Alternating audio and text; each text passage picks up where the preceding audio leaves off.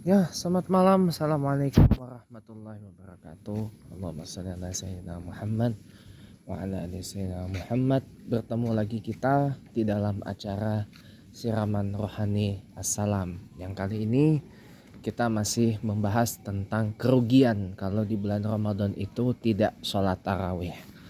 Nah, saya ada beberapa solusi supaya presiden setiap tahunnya di mana 10 malam pertama Ramadan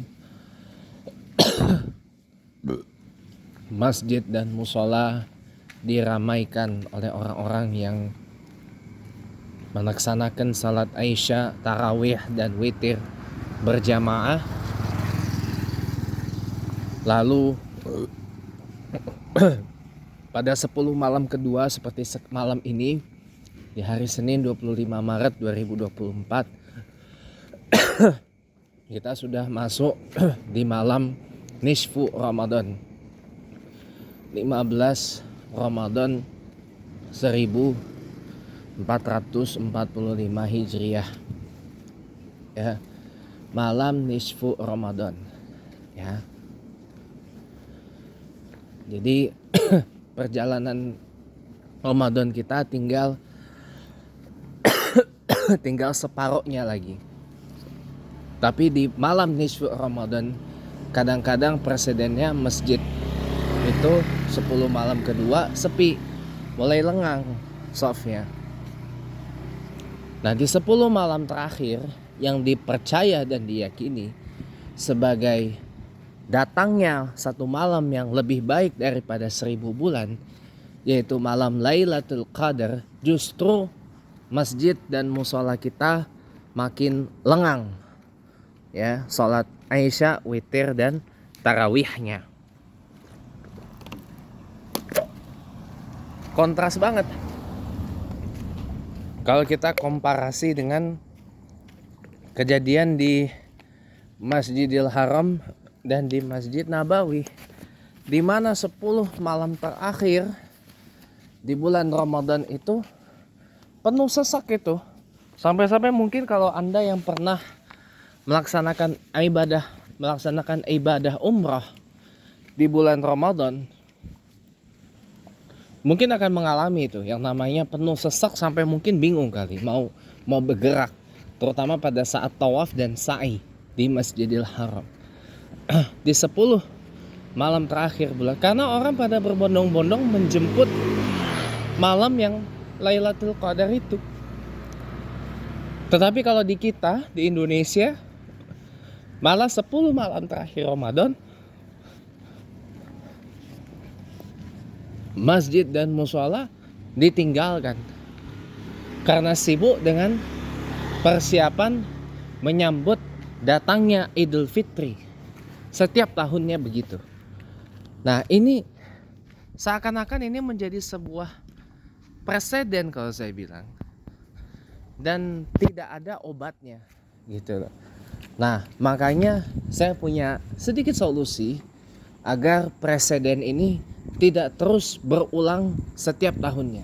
Karena rugi kalau bulan Ramadan kita tidak sholat tarawih yang cuma 1 tahun sekali, apalagi tidak berjamaah di masjid, ruginya tambah gak ketolongan.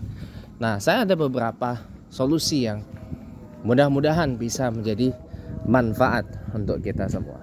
Yang pertama, solusinya adalah sebelum datangnya bulan Ramadan, selesaikan dulu semua urusan ya, termasuk urusan yang menyangkut logistik untuk Idul Fitri ya. Urusan yang menyangkut Idul Fitri ada baiknya diselesaikan, kalau bisa diselesaikan dari sebelum Ramadan, dari bulan Rajab dan Sya'ban sekalian. Jadi beli baju buat Idul Fitri sudah di bulan Sya'ban, kemudian beli beli oleh-oleh untuk Lebaran gitu misalkan, beli itu dilakukan pada saat bulan Sya'ban. Kalau beli kue-kue Lebaran Yang biasanya dijual itu ya mungkin sekitaran paling paling awal itu 2 minggu sebelum Ramadan, ya. Itu lebih baik beli pada pagi-pagi hari, ya. Jadi malamnya kita mau melaksanakan sholat Aisyah, tarawih dan witir berjamaah di masjid, itu tidak terganggu. Jadi selesaikan semua urusan agar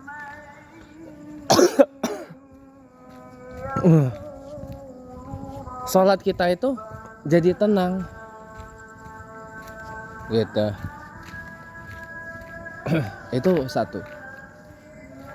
Yang kedua, masjid itu harus setidaknya adalah kegiatan-kegiatan pendukung bulan Ramadan itu yang menarik minat jamaah. Jadi tidak berfokus pada kegiatan-kegiatan yang sifatnya kegiatan mahdoh, ya, seperti habis tarawih ada tadarus Al-Quran dan seterusnya. Tetapi Anda boleh contoh Masjid Cut Mutia yang ada di daerah Menteng, Jakarta Pusat. Ya, letaknya berdekatan dengan stasiun kereta api Gondang Dia. Itu setiap setelah selesai sholat tarawih itu ada festival musik jazz, ada panggung musik jazz yang dikelilingi oleh stand-stand kuliner yang berharga terjangkau, murah meriah, ramah kantong.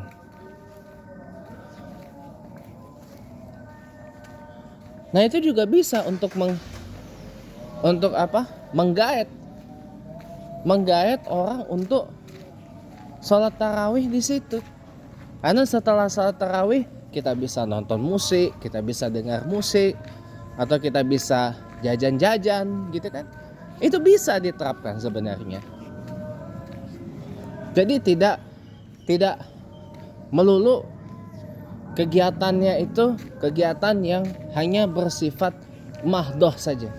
Tapi ada juga kegiatan yang mengengage atau yang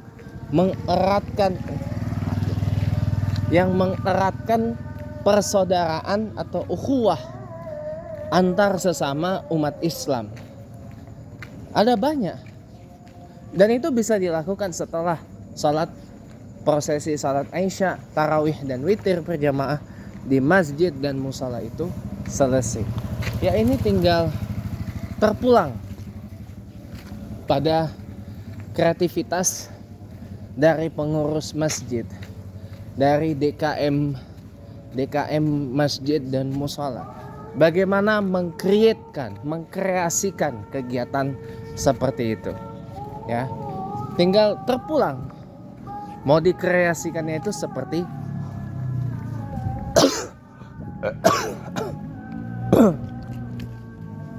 apa agar terkesan tidak flat, tidak membosankan,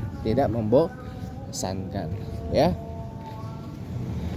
Sekalipun bulan Ramadan adalah bulan kita berfokus pada ibadah, akan tetapi mengingat psikososial masyarakat Indonesia yang senang dengan sesuatu yang artistik, senang dengan hiburan, entertainment, ya, senang dengan seni, maka tidak ada salahnya kalau sehabis sholat tarawih diadakan kegiatan-kegiatan yang mengentertain, menghibur, seperti itu. Pak, kalau di masjid dangdutan boleh memang, Pak? Ya boleh. Tapi ya boleh. Yang melarang itu siapa? Ya? Yang melarang siapa? Nggak ada. Yang penting kalau di depan masjid pakaiannya disesuaikan. Perform penampilan panggungnya juga disesuaikan. Lirik lagunya pun juga disesuaikan. Karena diselenggarakan di masjid. Jadi tidak boleh sembarangan. Gitu. Nah ini supaya menarik orang untuk apa ya, menjadikan masjid itu di bulan Ramadan ini sebagai tempat yang asyik gitu.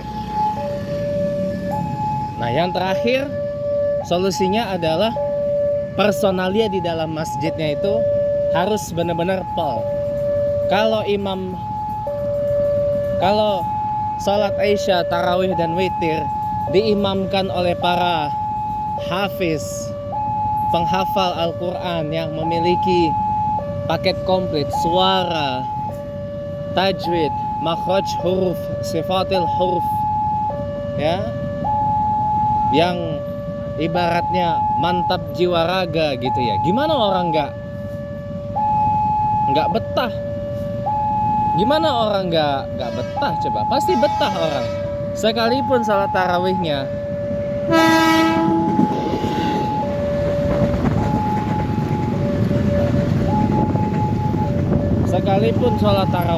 satu malam satu juz 20 rakaat ya, itu tidak bakal kerasa kalau imamnya membacanya dengan suara yang indah ya, hafiznya yang mengimami sholat suaranya indah, bacaannya, makhraj hurufnya, tajwidnya, sifatil hurufnya ibaratnya mantap jiwa raga gitu ya.